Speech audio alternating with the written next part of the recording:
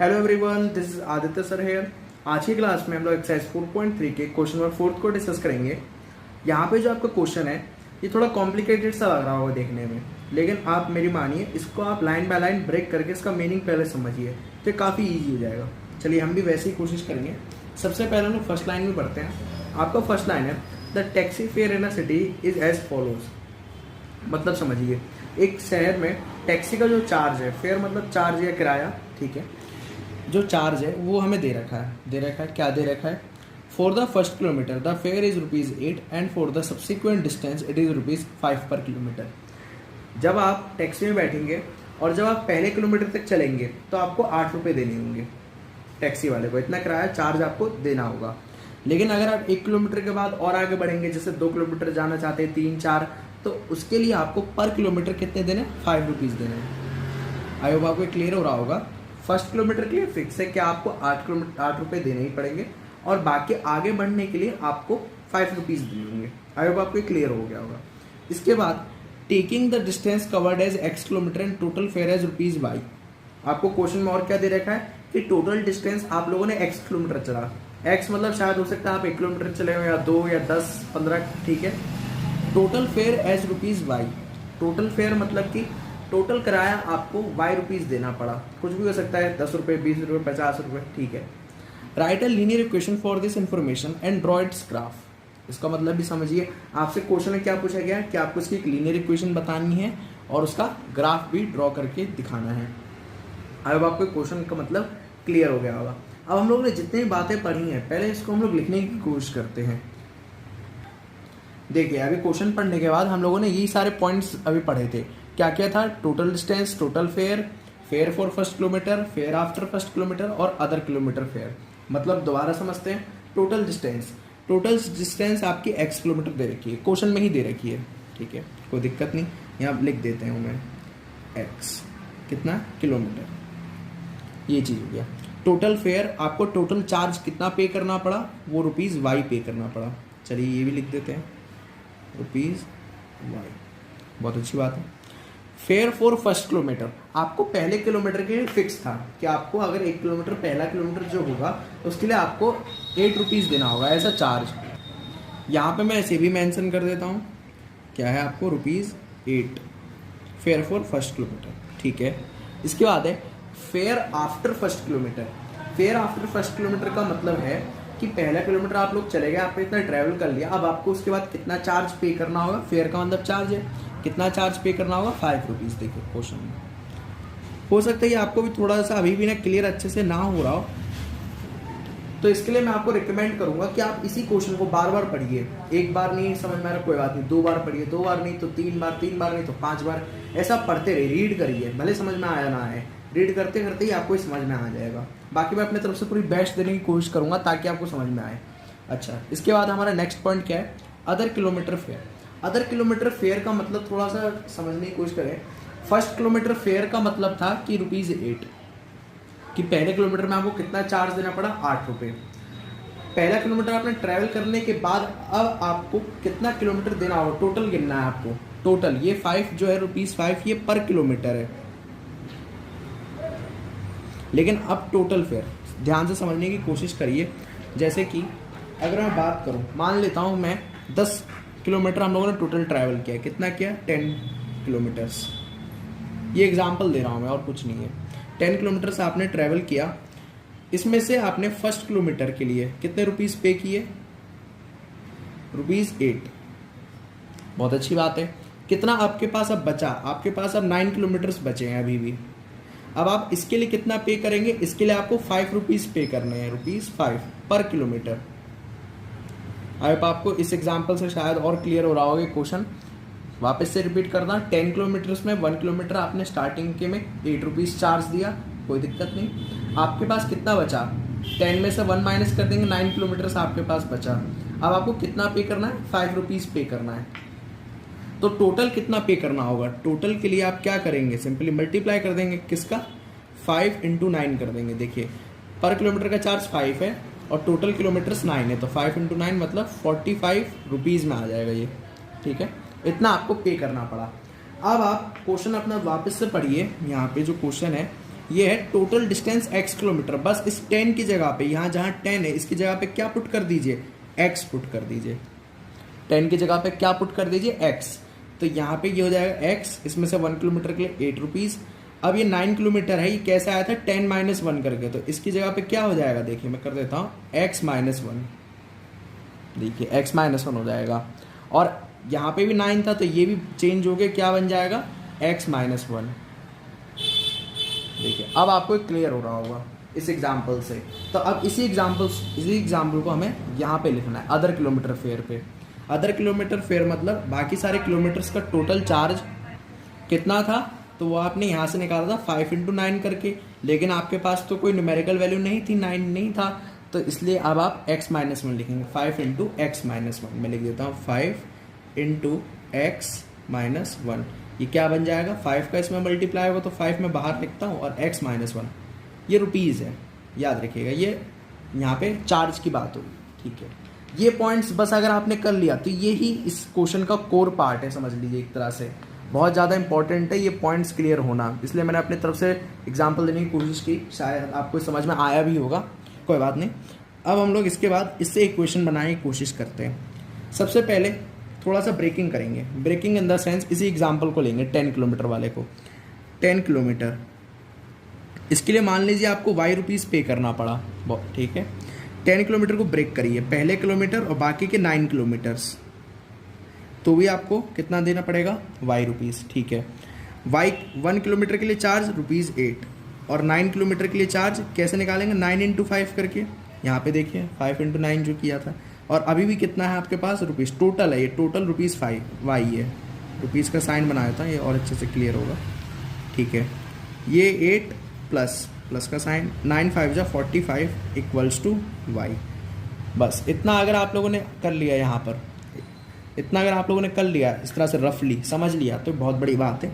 बस अब आप 45 की जगह पे ये पुट कर दीजिए 5x माइनस 1, तो वही करेंगे 8 + 5x minus 1 equals to y। इसको थोड़ा एलेबोरेट करता हूँ। 8 मतलब 8 रुपये जो फर्स्ट किलोमीटर के लिए था, ये बाकी बच्चे कुछ किलोमीटर्स के लिए, सॉरी 8 - 1 होना चाहिए, यहाँ पर हम लोग माइनस करेंगे, ठीक है। बाकी हमारे पास y है टोटल।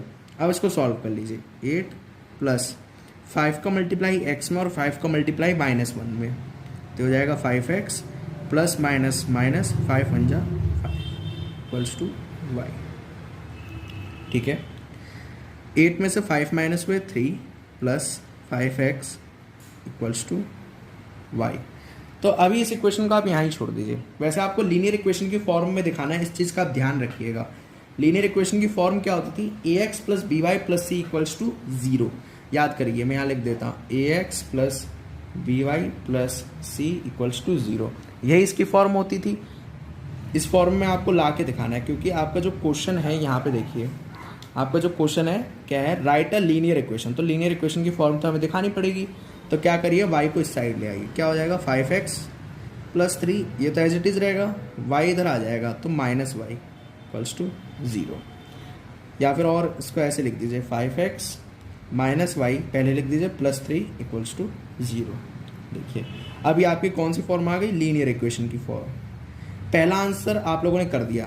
पहला क्वेश्चन में क्या पूछा गया था, राइट अ लीनियर इक्वेशन, ये आपने करके दिखा दिया, आपको इसमें परेशानी नहीं होगी। ये आपका फर्स्ट आंसर हो गया, ठीक है। इतना समझ में आ गया होगा आई होप। इसके बाद आप इसका ग्राफ ड्रॉ करना है। ग्राफ ड्रॉ करने के लिए आप इस इक्वेशन का यूज़ करिए, ये वाली इक्वेशन का।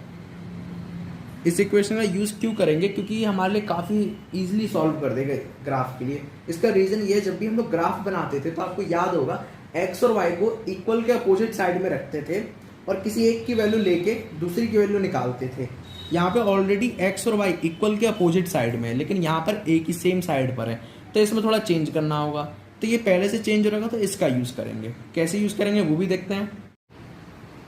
यहाँ पे जो आपकी इक्वेशन थी वो यही थी, 3 + 5x इक्वल्स टू y। हाँ ये बात है कि लीनियर इक्वेशन अलग थी, ये वाली इक्वेशन अलग है, उसका रीज़न मैं आपको भी बता चुका हूँ। तो चलिए यहाँ पे आप x की वैल्यू लीजिए और आपको y की वैल्यू मिलती जाएगी। कैसे, ये भी देखते हैं। एट x इक्वल्स टू, आप अपनी मर्जी से यहाँ कोई भी वैल्यू ले सकते हैं। मैं यहाँ 0 ले लेता हूँ, पहली वैल्यू, ठीक है। तो क्या होगा आपके पास, 3 + 5 x की वैल्यू तो 0 हो गई, तो 5 इंटू 0 इक्वल्स टू वाई। तो क्या होगा 3 प्लस 0 इक्वल्स टू वाई, तो y इक्वल्स टू 3 आ जाएगा। यही आएगा आपके पास, देख लीजिए यही आने वाला है। अच्छा अब x की वैल्यू 1 ले लीजिए, at x equals to 1। Equation क्या है आपके पास, y equals to 5x plus 3। इसमें कोई चेंज होने वाला है नहीं। मैंने अगर इक्वल y दोनों इक्वल ही हैं, y मैं अगर इधर लिख दूँ या इधर लिख दूँ कोई फ़र्क नहीं पड़ने वाला। 5x प्लस 3 दोनों प्लस में 5x को अगर यहाँ लिख दिया 3 को यहाँ लिख दिया तो भी कोई फ़र्क नहीं पड़ने वाला। अच्छा y equals to 5 into x की value 1 plus 3, y equals to 5 plus 3, तो y इक्वल्स टू 8 आ जाएगा। ये भी आपको क्लियर हो गया यहाँ पर। अच्छा अब आपको एक और वैल्यू ले सकते हैं आप, एट x इक्वल्स टू 2 ले लीजिए। इस बार आप अपनी मर्जी से नेगेटिव वैल्यू भी ले सकते हैं, जैसे कि मैंने 0 1 2 लिया है, पॉजिटिव नंबर से लिए हैं, आप माइनस के भी ले सकते हैं, -1 2 3 ये सब भी आप लिख सकते हैं। तो क्या होगा y इक्वल्स टू 5, यहाँ देखिए x की वैल्यू क्या रखनी है 2 रखनी है, तो into 2 plus 3, y equals to 5 two 10 plus 3, y equals to 13 आ गया। देख लीजिए ये आ गया आपके पास, ये 3 वैल्यूज़ आ गई y की, और x की वैल्यू भी आपने 3 रखी थी। अब हम लोग इसको थोड़ा टेबल में बना लेंगे ताकि थोड़ा हमारे लिए ईजी हो जाए इसको सॉल्व करना। कैसे बनाते हैं, यहाँ पे x और नीचे y, ये भी आपने प्रीवियस क्वेश्चंस में भी सीखा था। ये टेबल वैसे बनाने की ज़रूरत है नहीं, लेकिन मैं ताकि इजी हो, बार बार ढूंढना ना पड़े कि x की वैल्यू इस वैल्यू पे क्या y की वैल्यू मिली थी, तो इसलिए मैं टेबल बना लेता हूँ थोड़ा सा इजी हो जाए। इस तरह से x की वैल्यू आपने देखिए, पहले आपने x की वैल्यू यहाँ देखिए टॉप पर, x की वैल्यू 0 ली थी, लिख दीजिए, y की वैल्यू 3 मिली थी, कोई दिक्कत नहीं। फिर x की वैल्यू आपने 1 ली थी, लिख दीजिए, तो y की वैल्यू 8 मिली थी। फिर आपने x की वैल्यू 2 ली थी, तो y की वैल्यू भी आपको 13 मिली थी। ये आपने पॉइंट्स यहाँ इस टेबल पर रख दिए। अब इसके बाद अब आप इन्हीं पॉइंट्स को ग्राफ में प्लॉट करेंगे। अब आप लोग अपनी स्क्रीन के सामने ग्राफ देख सकते हैं।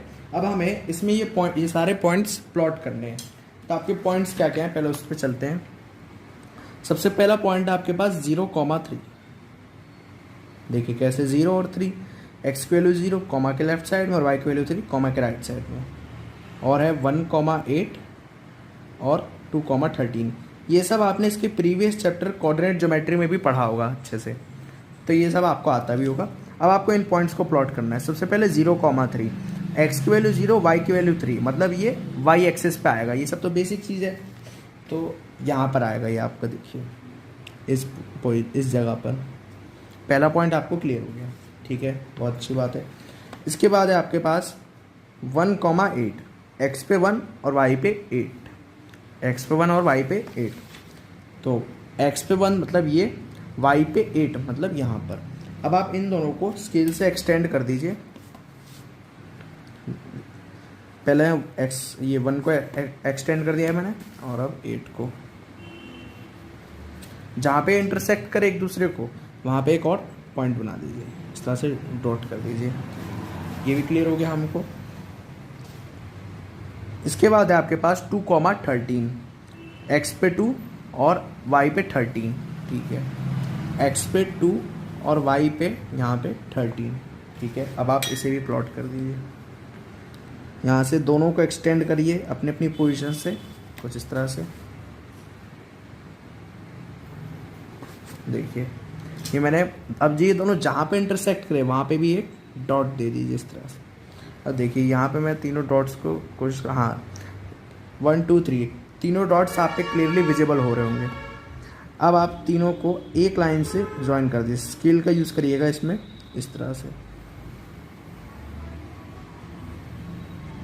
देखिए यहाँ देख सकते हैं, ये मैंने तीनों पॉइंट्स को यहाँ पे ज्वाइन कर दिया, तो आपके पास ये इक्वेशन आ गई। मतलब कि जो आपको सॉल्व करके दिखाना था वो भी आपने दिखा दिया, और ग्राफ भी इसका बना के दिखा दिया। दोनों सॉल्यूशन आपके सामने। देखिए लीनियर इक्वेशन की पूछी जाए तो ये लीनियर इक्वेशन है, और इसका ग्राफ पूछा जाए तो आपके सामने ग्राफ भी ड्रॉ हो गया। अब आप इस ग्राफ का एक बार लॉजिक भी समझिए। देखिए आप लोगों ने क्या किया है, सबसे पहले समझिए, आपकी ये जो हॉरिजॉन्टल लाइन थी ये एक्स एक्सिस होती है और ये वाई होती है, ये सब आपने प्रीवियस चैप्टर में पढ़ा है। अब आप यहाँ पे आइए, आप लोगों ने क्या लेट किया था, आप लोगों ने माना था total distance x, total fair यानी टोटल चार्ज y माना था, ये आपको क्लियर हो गया। तो यहाँ पे जो x है वो इस तरह से आप समझ सकते हैं डिनोट कर दिया, मतलब distance 1 kilometre, 2 kilometre, 3 kilometre, 4 kilometre, ये सब चार्ज भी उस हिसाब से अकॉर्डिंग आपने देख लिया, बहुत अच्छी बात। तो आप यहाँ पे इस ग्राफ में ये समझ रहे हैं, जब आप 0 किलोमीटर था तो आपका y पे आया था 3, आपका जब 1 पॉइंट था x पर तो y पे 8 आया था इस तरह से, और जब आपका x पे 3 था तो y पे 13 आया था। तो जैसे जैसे आप x के वैल्यू यहाँ से बढ़ा रहे हैं वैसे वैसे देखिए y पे भी पॉइंट्स बढ़ते जा रहे हैं, ठीक है। तो ये क्या शो करते हैं, ये शो करते हैं कि जितना ज़्यादा आप डिस्टेंस ट्रैवल करेंगे वैसे वैसे उतना ज़्यादा भी आपको चार्ज देना पड़ेगा। जैसे जैसे आप ज़्यादा डिस्टेंस ट्रैवल कर रहे हैं उतना ज़्यादा भी आपकी y की वैल्यू बढ़ रही है। तो इसके पीछे ये लॉजिक है। आई थिंक आपको ये लॉजिक समझ में आ रहा होगा। अच्छा, अगर आप अपने क्वेश्चन में ही जाएँ तो आपका जो गिवन क्वेश्चन था वो एक इंग्लिश लैंग्वेज में एक तरह से दिया हुआ था, फिर आपने क्या किया, उसको एक बार मैथ्स की लैंग्वेज में करके दिखाया, एक इक्वेशन बना के दिखा दी, ये आपने कर दिया। फिर आपने थर्ड में क्या किया कि आपने उसको एक ग्राफिकल वे में दिखा दिया, ग्राफिकल लैंग्वेज में दिखा दिया। अब बात आती है सबसे आसान लैंग्वेज कौन सी हुई, सबसे आसान लैंग्वेज आपकी ग्राफिकल लैंग्वेज हुई। क्यों? क्योंकि इसमें आप एक नज़र में बस देख के समझ जाएंगे कि ये ग्राफ जो इस तरह से जा रहा है ये शो कर रहा है कि एक्स की वैल्यू भी बढ़ रही है, वाई की वैल्यू भी बढ़ रही है, मतलब डिस्टेंस भी बढ़ते जा रहा है और चार्ज भी बढ़ते जा रहा है, टैक्सी का चार्ज। तो ये चीज़ यहाँ पे शो करता है। बच्चे मन में सोचते हैं कि हमसे ग्राफ क्यों बनवाया जा रहा है, ये तो रटने वाली चीज़ है, पेंसिल वेंसिल क्या करवाया जा रहा है, लेकिन उसके पीछे एक लॉजिक होता है और वो लॉजिक यही होता है, क्योंकि ग्राफिकल वे सबसे ज़्यादा आसान हो जाता है आपके लिए समझने के लिए, आप एक नज़र में समझ जाएंगे अगर आपको इसके पीछे का लॉजिक पता हो, वरना बच्चे बैठ के इसको देखते रह जाएंगे और कुछ समझ में उनके आएगा नहीं और रटेंगे उल्टा। तो इसके पीछे यही लॉजिक है। आई होप आपको इसका लॉजिक भी पता चल गया होगा, इस क्वेश्चन भी आपको क्लियर हो गया होगा। Please share this lecture to your classmates and don't forget to subscribe this channel. Thanks for watching. जय हिंद।